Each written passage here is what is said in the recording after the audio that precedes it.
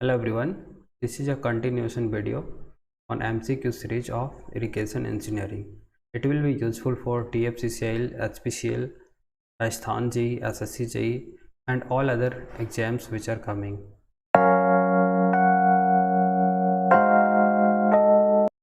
So first question है, in a soot spillway the flow is generally, soot spillway में जो flow होता है generally क्या होता है, super critical होता है. नेक्स्ट क्वेश्चन है, generally the weir is aligned at right angles to the direction of the main river because जो वियर होता है वो जनरली राइट एंगल में अलाइंड रहता है टू द मेन रिवर. ये क्यों रहता है? ठीक है, सबसे पहले देख लेते हैं वियर होता क्या है. हियर वी कैन से ये हमारा दिख रहा है, ये जो स्ट्रक्चर है ये मेन रिवर है, ये पूरा पार्ट मेन रिवर है और यहाँ से हमको कैनाल निकालना है. कैनाल निकालने के लिए हमको चाहिए पानी. पानी को कैसे हम लोग स्टोर कर सकते हैं? By constructing a obstruction. तो ऑब्स्ट्रक्शन को हम लोग weir as a weir construct कर सकते हैं या तो एज अ ब्रांच यूज कर सकते हैं. यहाँ पे जो ये वियर है ये रिवर डायरेक्शन का 90 डिग्री पे बनाया हुआ है. ओके, ये क्यों बनाया हो? क्योंकि इसमें जो इसका लेंथ है ये कम हो रहा है ना. यदि ये 90 डिग्री पे है रिवर से तो इसका लेंथ क्या होगा? मिनिमम होगा. और सिंस इसका लेंथ मिनिमम है वियर का, ये इकोनॉमिकल भी होगा. ओके, एंड ये 90 डिग्री पे है तो it will give better discharge into the offtaking canal. Okay, तो ये सारा रीजन है. तो यहाँ पे करेक्ट आंसर हो जाएगा all of the above. Next question है, the main function of a divide wall is to. Divide wall का मेन फंक्शन क्या होता है? इसका जो करेक्ट आंसर है to separate the under solutions from the weir proper. Previous figure से हम लोग देख सकते हैं, ये जो फिगर दिख रहा है इसी को बोलते हैं हम लोग डिवाइड वॉल. तो ये क्या बेसिकली क्या करता है, जो स्काउरिंग सोल्यूशंस रहता है, स्काउरिंग सोल्यूशंस को ही हम लोग बोलते हैं अंडर सोल्यूशंस. इसको सेपरेट करता है from the rest of the wear, यानी इस वाले वियर से इसको सेपरेट करता है. तो डिवाइड वॉल का मेन फंक्शन क्या है? To separate the under solutions from the rest of the weir. तो इसका करेक्ट आंसर हो जाएगा सी. नेक्स्ट क्वेश्चन है, a divide wall is provided. जो डिवाइड वॉल है ये प्रोवाइडेड होता है at right angle to the axis of a weir. तो option number A will be correct. अभी हमने देखा. अगला क्वेश्चन हमारा, the silt exclusion device constructed on the bed of the canal taking off from the headwork is called. Basically canal work में दो type का silt exclusion device होता है. एक सिल्ट एक्सक्लूडर होता है, दूसरा सिल्ट इजेक्टर होता है. अब मैं बताता हूँ ये दोनों कहाँ पे लगे होते हैं. सपोज ये हमारा रिवर है. Okay, this river is flowing and we are taking one canal from this point.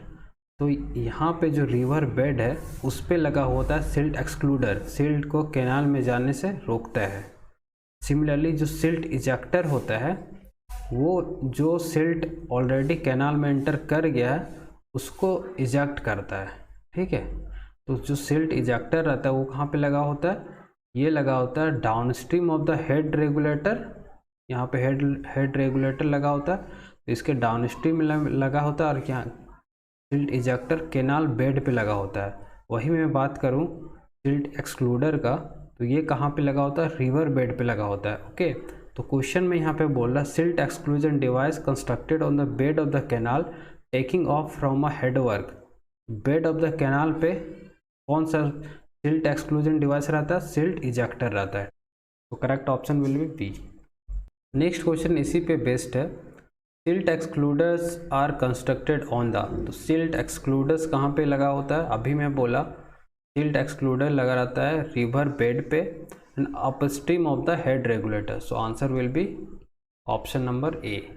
Next question we have, an irrigation canal flowing freely about drainage which in turn is flowing about drainage which is in turn in flowing under pressure is specifically called. ये basically cross drainage work का question है. तो वो cross drainage work क्या होता है वो पहले देख लेते हैं. क्रॉस ड्रेनेज वर्क का सिंपल मतलब होता है कोई भी कैनाल है उसको हमको नेचुरल ड्रेन सिस्टम है, नेचुरल ड्रेनेज है उससे पास कराना है. उससे हम लोग कैसे पास करा सकते हैं, या तो कैनाल को ऊपर से ले जा सकते हैं या तो रिवर को ऊपर से ले जा सकते हैं, यानी जो नेचुरल ड्रेनेज है उसको ऊपर से ले जा सकते हैं। तो यहाँ पे बेसिकली दो कैटेगरी में हम लोग ये कैनाल वर्क कर सकते हैं। तो first category is when canal runs over natural drainage, यानी कैनाल जब नेचुरल ड्रेनेज के ऊपर से फ्लो कर रहा है तब यहाँ पे दो टाइप का क्रॉस ड्रेनेज वर्क होता है, एक एक्विडक्ट होता है, दूसरा सिफोन एक्विडक्ट होता है। ठीक है, दोनों में डिफरेंस ये है कि इसका जो सपोज इस वाले फिगर से मैं बता रहा हूँ कि इस फिगर में देख सकते हैं ये जो दिख रहा है ये नेचुरल ड्रेनेज है। ठीक है, यहाँ पे ये कैनाल है।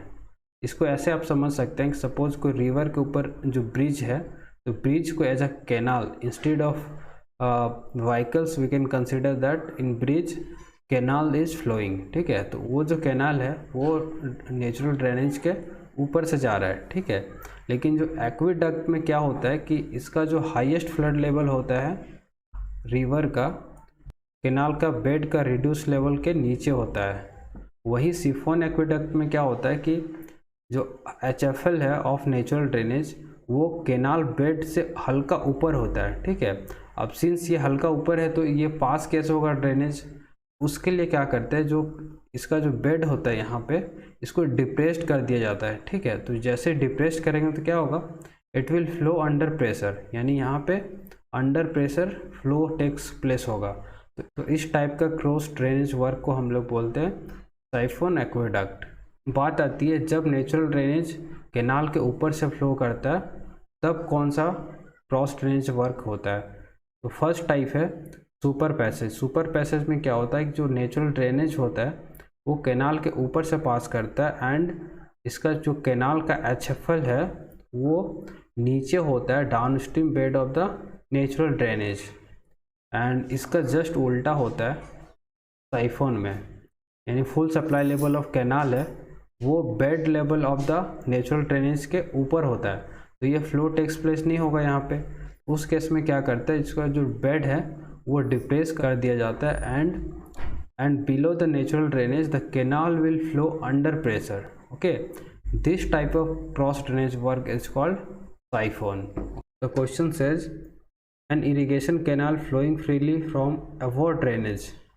यहाँ पे क्या बोल रहा है, कैनाल फ्लो कर रहा है ड्रेनेज का ऊपर से। ठीक है, तो ये पहला दो में कोई हो सकता है, लेकिन यहाँ पे बोल दिया है कि which in turn is flowing under pressure. तो अंडर प्रेशर कब फ्लो करता है, जब ये इसका जो बेड है वो डिप्रेस्ड होता है।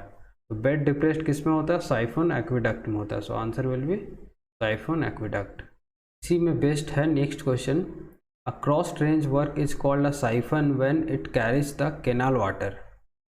साइफन कब बोलते हैं क्रॉस ड्रेनेज वर्क का, तो अभी मैं बोला कि जब नेचुरल ड्रेनेज कैनाल के ऊपर से फ्लो करता है एंड जो नेचुरल ड्रेनेज का बेड लेवल होता है वो HFL ऑफ कैनाल के नीचे होता है। ठीक है, इन दैट केस जो वहाँ पे जो बेड होता है कैनाल का वो डिप्रेस किया जाता है। तो डिप्रेस करने के बाद वो बेसिकली क्या होगा, अंडर प्रेशर फ्लो करता है। ठीक है, तो इसका आंसर हो जाएगा below the drainage under pressure. Option A will be correct. Next question we have trap efficiency of a reservoir is a function of. तो ट्रैप इफिशियंसी रिजर्व कोई भी रिजर्वॉयर का किसका फंक्शन होता है, सिंपल क्वेश्चन है, कैपेसिटी बाय इनफ्लो रेशियो का। Next question we have when a upstream face of a gravity dam is vertical then the intensity of water pressure at the water surface and at the base respectively are। ठीक है, तो यहाँ पे ये basically gravity dam का question है। तो क्या बोला है कि ग्रेविटी डैम का जो फेस है वो वर्टिकल है, यानी इस तरह कुछ है, इज लाइक दिस। इसका जब हम लोग प्रेशर डिस्ट्रीब्यूशन डायग्राम बनाएंगे it will be like this. तो इसका जो टॉप में होगा वहाँ पे 0 होगा प्रेशर और यहाँ पे होगा it will be WH if W is the unit weight. Answer will be option number D. Next question we have the forces which are considered for the analysis of an elementary profile of a gravity dam under empty reservoir conditions are। तो empty reservoir का कहने का यह मतलब है कि इसमें जो डैम है ग्रेविटी डैम है उसमें ना पानी है ही नहीं, ठीक है। पानी नहीं है तो इसमें जो मेजर रेजिस्टिंग फोर्स क्या आएगा, वो सेल्फ वेट आएगा इसका, ठीक है। जो ग्रेविटी डैम का सेल्फ वेट होगा वही होगा major resisting force. Correct answer will be A. हाँ, नेक्स्ट क्वेश्चन इसी पे है, सिंपल है। The major resisting force in a gravity dam is self weight of the dam.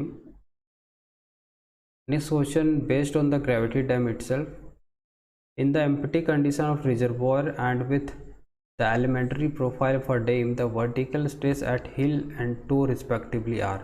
vertical stress at hill and toe कितना होगा, ठीक है। Basically क्या होता है, इस तरह से हम लोग बनाते हैं ग्रेविटी डैम, ओके। अब क्या होता है कि एम्प्टी कंडीशन में रिजर्वायर का जो ये जो वेट होता है it should act at a distance, ठीक है। Self weight, suppose this is self wait, तो ये कितना पे लगेगा, b/3 पे लगेगा, ठीक है। एंड यहाँ पे सपोज बात करें तो ये क्या हो गया b/2, ओके। ये जो डिस्टेंस जब हम लोग निकालेंगे तो ये कितना आ जाएगा, e का value b/2 minus b/3, okay. So it will be b/6। अब ये आ गया e का वैल्यू, बट यहाँ पे वर्टिकल स्ट्रेस पूछा, तो इन case of gravity dam vertical stress का जो फार्मूला होता है वो क्या होता है, W/P इंटू 1 + 6E/B, ओके। तो यहाँ पे E का value if you put b/6 then यहाँ प्लस माइनस होता है, तो यहाँ पे फर्स्ट में क्या मिलेगा, 2W/B मिलेगा, देन 0 मिलेगा। So correct answer will be C. अगला क्वेश्चन हमारा है, neglecting uplift pressure the base width of an elementary profile of a gravity dam shall be taken as. तो जब अपलिफ्ट प्रेशर को नेग्लेक्ट करेंगे तो बेस विड्थ हम लोग कितना लेंगे, तो इसमें होता है greater of h/√g and h/μg। ये है नो स्लिप कंडीशन, ठीक है। ये नो स्लिप कंडीशन के लिए होता है। नेक्स्ट क्वेश्चन है, seepage through embankments in an earthen dam is controlled by. तो जो अर्दन डैम होता है, अर्दन डैम कहने का मतलब इस टाइप का जो डैम रहता है उसको हम लोग क्या बोलते हैं, अर्दन डैम बोलते हैं, ठीक है। इसमें जो सीपेज होता है तो इसको सीपेज कंट्रोल बेसिकली हम लोग थ्री टाइप का कर सकते हैं, ठीक है। या तो हम लोग अपस्ट्रीम में सीपेज को रोक सकते हैं, या तो फाउंडेशन में कर सकते हैं, या तो डाउन स्ट्रीम में कर सकते हैं, ओके। यहाँ पे क्या बोल रहा है, एम्बैंकमेंट में बोल रहा है, तो एम्बैंकमेंट में बेसिकली हम लोग ड्रेनेज फिल्टर का यूज़ करते हैं, okay. So the answer will be A. Drainage filter में स्पेसिफिकली बात करें तो इसमें हो जाएगा हॉरिजॉन्टल ड्रेनेज ब्लैंकेट होता है फर्स्ट टाइप, दूसरा स्ट्रिप ड्रेनेज होता है। स्ट्रिप में ड्रेनेज में यहाँ पे स्ट्रिप लगा होता है, एंड रॉक टो होता है, इसमें जो टो में रॉकी मटेरियल इंसर्ट करके इस तरह से एक फ़िल्टर बनाया जाता है जो कि सीपेज को अलाउ करता है। और नेक्स्ट टाइप है चिमनी ड्रेन। चिमनी ड्रेन में इस तरह एम्बैंकमेंट में चिमनी बना दिया जाता है, ओके। इसके थ्रू में क्या होता है जी, वाटर होता है वो सिप करके डाउन स्ट्रीम में जाता है। नेक्स्ट टाइप है river training work is generally required when the river is. तो रिवर ट्रेनिंग वर्क हमको कब चाहिए होता है, जब रिवर मेंडरिंग टाइप है। मेंडरिंग टाइप कहने का मतलब है इस तरह से रिवर मेंडर कर रहा है। मेंडर का मतलब ही होता है कि ये बेसिकली किसको चोट पहुंचाएगा, अपने बैंक को, यानी वाटर कभी इधर जाएगा फिर इधर जाएगा फिर इधर जाएगा, ठीक है। तो इससे क्या होता है, इरोजन ऑफ बैंक्स होता है, ओके। तो उसके लिए रिवर ट्रेनिंग वर्क करते हैं। अब यहाँ पे अदर टू ऑप्शन की बात करें, aggregating type and degrading type. Aggregating type में क्या होता है, इसमें जब रिवर फ्लो करता है तो इसमें कंटिन्यूसली क्या होता है, सिल्टिंग होता है, ओके। एंड डिग्रेडिंग टाइप में जो भी सिल्ट मटेरियल है, सपोज ये रिवर फ्लो कर रहा है, ओके, जो भी सिल्ट यहाँ पे डिपॉजिटेड है उसका स्काउर होता है डिग्रेडिंग टाइप में, ओके। इस टाइप ऑफ रिवर में हम लोग रिवर ट्रेनिंग वर्क नहीं करते हैं। We only do river training work in case of meandering type river only. So the correct answer will be C. Next question we have, the tortuosity of a meandering river is always greater than 1। So इसका answer will be C. The river training for depth is achieved bye. Depth के लिए जो river training होता है वो किससे हम लोग करते हैं, ग्रोइंग से करते हैं एंड बैंडलिंग से करते हैं।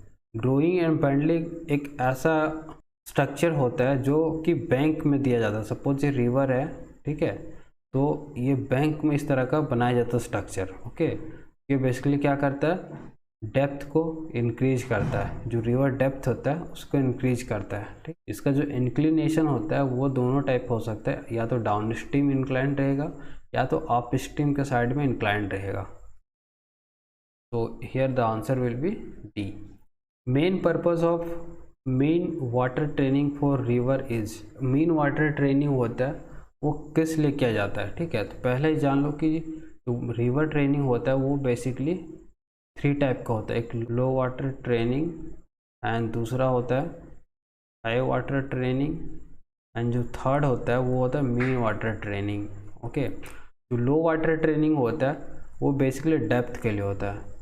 मिनिमम डेप्थ ऑफ वाटर ये मेंटेन करके रखे रिवर, सो दैट नेविगेशन के लिए जो भी पानी हमको चाहिए, यानी जो भी नाव वगैरह को चलाने के लिए जो भी पानी चाहिए वो इसमें स्टोर्ड रहे, इन case of low water training. But if you talk about high water training, in that case this is done only for flood control. तो हाई वाटर ट्रेनिंग किया जाता है फ्लड कंट्रोल के लिए। लेकिन जब बात करें मीन वाटर ट्रेनिंग, तो मीन वाटर ट्रेनिंग में क्या होता है कि इसको हम लोग बेसिकली करते हैं safe disposal of suspended and bed load. यानी कोई भी रिवर है, इसमें इसका जो बेड है इसमें जो भी सिल्ट मटेरियल है एंड सस्पेंडेड लोड है उसको यहाँ से रिमूव करने के लिए मीन वाटर ट्रेनिंग किया जाता है, ठीक है। So here the answer will be C.